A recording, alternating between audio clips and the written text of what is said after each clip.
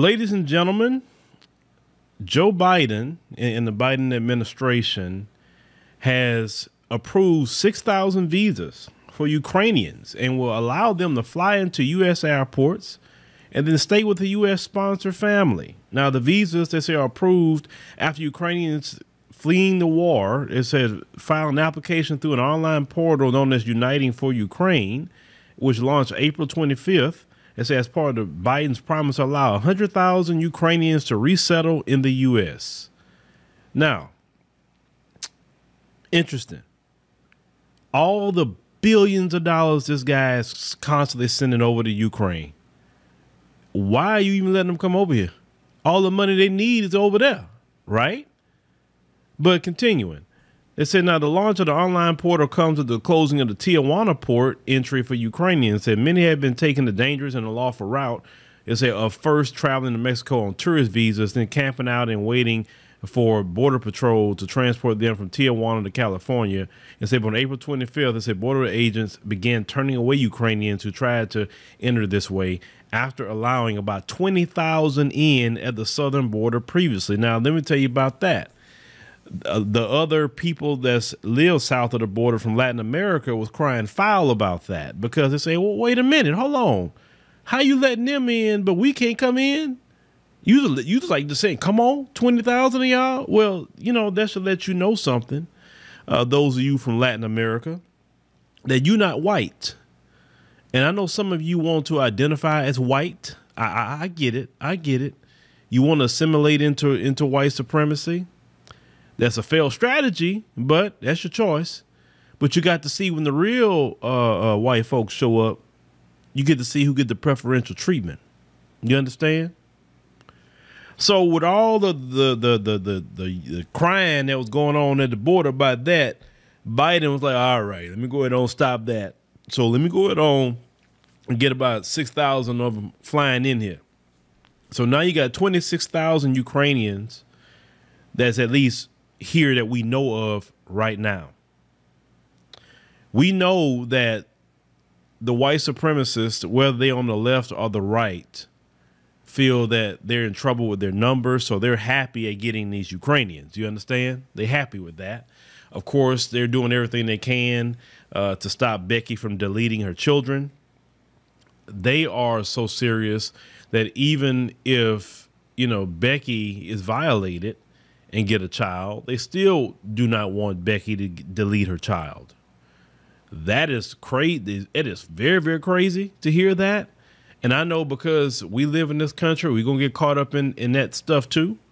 But just to see how desperate they are. Y'all realize how desperate they are? I mean, to say that you got to keep a child that, you know, you were violated by a man and you got to keep that kid.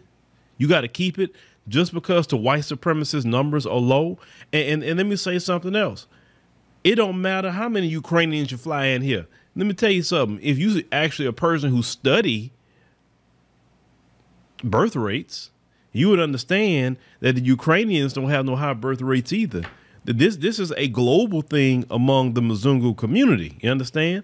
So all these Ukrainians coming in here, they're not going to come and save you. The Ukrainian Beckys don't have the womb to save you. The thing is, you're desperate to try to save yourself. And when your time is coming to a close, your time is coming to a close. If you can't have children from the scriptures that teach that the womb is cursed, God will curse your womb. And that's just what happened globally to them. Because at one point in time, they didn't have this problem. They never had this problem. But they can't have children to save their life. Now, they'll come up with many excuses saying, oh, it's too expensive. Oh, well, people got more education, so they won't have children. Let me tell you something. When you see them making the rules they're making now, you see them getting rid of Roe v. Wade. You see them fighting to keep that. You know, we talking about those at least politically on the left, right? They fighting to keep it. And the ones on the right definitely want to get rid of it. And like I said, that's a beautiful thing for my community. That's for sure. It is a beautiful thing. Because if that thing would have never came into play, our numbers would be 20 million more stronger. That's for sure. Now, in the process of the Ukrainians, coming through, they said U.S. Citizen and Immigration Services had more than 19,000 requests from America saying they are willing to open their homes to refugees as their sponsors. And they're saying about 5.9 million of Ukraine's 44 million population has fled since Putin's invasion, and say according to the United Nations. So while he's up here allowing them to come over, let's talk about some developments here. So when we talk about the House, your House of Representatives, they approved 40 billion in Ukraine aid. Now, baby formula is short in the United States right now, and they don't care about that, but they care about approving 40 billion more dollars for Ukraine. Okay. So they say the House emphatically approved a fresh 40 billion Ukraine aid package Tuesday as lawmakers beefed up Biden's initial request, signaling a magnified bipartisan commitment to thwart Russian President Vladimir Putin. They said the measure is sales to pass a lopsided 368 to 57 margin. So it's actually both sides of the aisle with this. It's not just the Democrats. We'll make sure we be, transparent and honest about that. Say providing $7 billion more than Biden's request from April, and dividing the increase evenly between defense and humanitarian programs. Say the bill will give Ukrainian military and economic assistance, help regional allies replenish weapons the Pentagon has shipped overseas, and provide $5 billion to address global food shortages caused by the war's crippling of Ukraine's normally robust production of many crops. Okay, so they just keep throwing money, your tax dollars, ladies and gentlemen, your tax dollars at Ukraine. This is what they keep doing. Over and over and over. Now, they said new legislation would bring American support for the effort to nearly $54 billion. That's including $13.6 billion in support Congress enacted in March. That's about $6 billion more than the U.S. spent on all of its foreign and military aid in 2019. While you are suffering with inflation, while you are suffering with gas prices, while you're suffering in every area of your life here in America coming out of the global pandemic, your Congress people are just throwing money constantly at this Ukraine. Now, y'all have to understand something. This is a proxy war with Russia. America keeps giving them weapons, keep giving them aid, keep doing this, keep doing that. They're literally fighting a proxy war with Russia. They don't want to go one-on-one, toe-to-toe with Russia because they already know what's going to happen. Putin going to use one of them nukes. So what they trying to do, they do it in a cowardly way, in my opinion. That's a cowardly way. If you want to go at Putin, go at him, right? But they don't want to do that. They don't want to do that at all. So they're going to keep this giving. Now, I know Putin has said about, y'all keep on supplying them. It says it's going to become more of a problem, and I see that coming down the line because he knows Ukraine couldn't fight him like that, right? If you study, the different militaries of both countries, but your government has all kind of money for everything else. On top of that, right? Ukrainians who come over here, they get $40 billion. A black college by the name of Lincoln College ended up closing after 157 years. Yes, Lincoln College is located in central Illinois, is closing its doors. They say after challenges, from the COVID-19 and complications stemming from a recent cyber attack. So the college is a predominantly black institution. It's designated by the U.S. Department of Education. And it said Lincoln College, they say, it survived many difficult, challenging times, including the economic crisis of 1887.